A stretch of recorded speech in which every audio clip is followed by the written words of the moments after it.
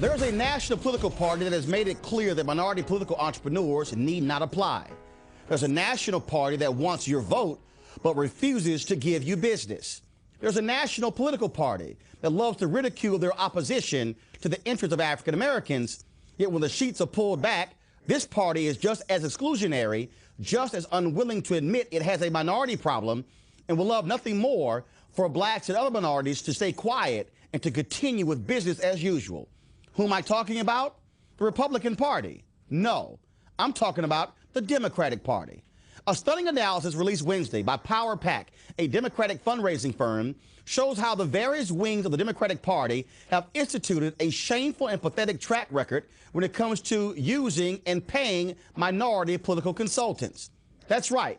The party of the first black president, Barack Obama, spent $514 million in the 2010 and 2012 federal election cycles, and only 1.7%, yes, just $8.7 million went to minority firms. No, I didn't say black firms, all minority firms. And the party that champions itself as the most diverse, the most caring about minorities, spent less than $9 of more than $500 million with minority firms. What does this say to those of you watching and listening? Please, baby, please vote for us, support us, save us, but we won't turn around and hire you.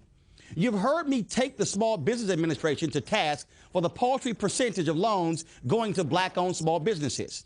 We've had Reverend Jesse Jackson Sr. on this show taking Silicon Valley to task for the lack of black folks on their corporate boards, for the few black workers working for these companies, and for the lack of businesses these companies do with black firms.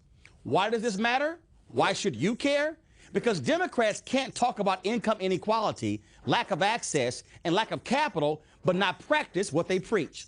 Democrats can't dare take the high ground and assail the efforts of Republicans in reaching out to blacks when they reach their hands out for our votes, then backhand us when it comes to getting political consulting dollars. Why does this also matter? Because it shows again that we are treated like political sharecroppers, doing the heavy lifting in the streets, but not being able to access the dollars. Every Democrat should be ashamed of this study. They should be condemning one another for only 13 out of 284 contracts going to minority firms. Of those numbers, only 4 were more than $1 million. President Barack Obama, as the head of the Democratic Party, should call a summit of his fellow Democrats and literally ask what the hell is going on. The heads of the Democratic National Committee, Debbie Wasserman Schultz, the head of the Democratic Congressional Campaign Committee, the current leader, Representative Steve Israel, and former leader, Representative Chris Van Hollen, the Democratic Senatorial Campaign Committee, I'm talking about Senator Harry Reid, but also Michael Bennet of Colorado, should be apologizing to black folks and other minorities for this shameful record. But what is so sad is that they all have known about this for a long time. They have known, even in the world of political consulting, they know it's $1 million good old boy club. See, the guy on this campaign hires his buddy to consult, to do polling, to do opposition research, to do communications. Then they go into the next race, and the next race, and the next race. If the minority firms are treated like subcontractors, they always get the small dollars, the crumbs, largely the community outreach dollars, but never the prime contracts. So when you see these super-duper political consultants running congressional, senatorial, and presidential campaigns, they're reaping millions of dollars even when they lose. They go on to do big business with political campaigns across the world. Then they sign on to do the six-figure corporate speeches and sign on as consultants to big business, building their firms into global firms. And in the process, they become multimillionaires. But what about the minority political consulting firms? They scrape by, jumping from small deal to small deal like a sharecropper, having to go from farm to farm just to make ends meet. This, folks, is the story of what it means to be black and minority in America. Here we stand, looking at a black man in the White House, and we're still having to beg, borrow, and plead for the door to be open. If we never get a shot, if we never get a chance, then how can we close the inequality gap? How can we talk about expanding the talent pool when we are being systematically ignored? Folks, there are a major number of African Americans and other minority political consultants who can run any campaign in the country, do all the major stuff, not just the minor stuff. Yet the good old boy and girl network says, without saying, this is a white thing, and will pretty much keep it that way. Oh, I know someone will say, Roland, you're calling white Democrats racist. No, What I'm saying is that these white Democrats are acting like their eyes and ears don't work. They're comfortable with who is in the room because it looks like them. How can Democrats loudly tout the diversity of their delegates at the convention but go silent about the millions going to political consultants? Black folks and other minority firms have kept this silent for years. They busted their butts in the trenches, not wanting to rock the boat. They fought for a few dollars here and there, hoping it all changes. Well, folks, enough.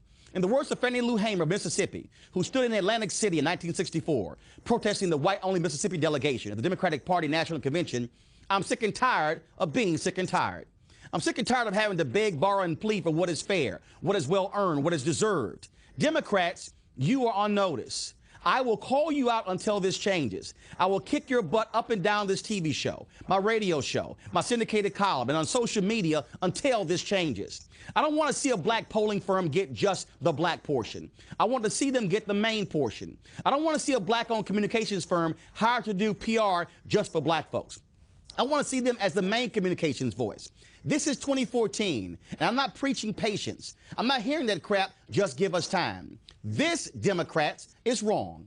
It is shameful. It is embarrassing. It is a disgrace. It should not be allowed to stand. To those Democrats in power, fix this and fix it now.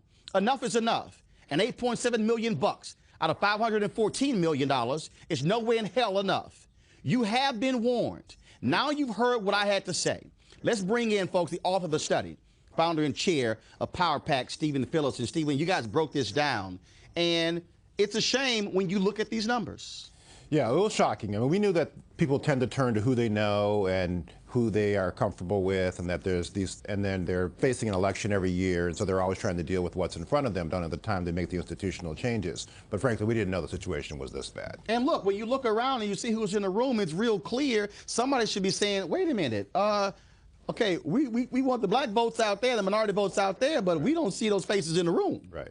Right, yeah. So that's one of the issues that we're actually pushing, is the whole issue of cultural competency. And so who has knowledge, insights, awareness around what are the dynamics of this community, what are the issues, what's the best ways to communicate with them, and that to really start to lift that up as a key determinant around who gets contracts and not just who do you happen to know. Stephen, hold tight 1 second. I got to pay some bills right now. Also, we're going to come back. I'm going to bring out some of our panelists as well to talk about this because, again, somebody at home might be thinking, well, I don't really see the big deal. This actually mirrors what's happening in the rest of society in terms of where African Americans, they can work for folks, we can market to them. When it comes to hiring those companies, that's a whole different issue. We'll discuss that further.